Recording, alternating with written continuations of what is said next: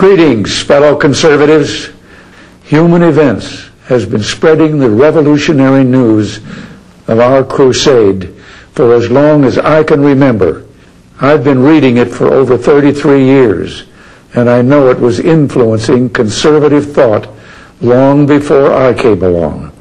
Human Events has served a vitally important purpose all these years. For decades, it has proved story after story of hard-hitting news on the front pages, stories on current issues, our future, and the direction of our nation. My friends, the nation once more hungers for our message.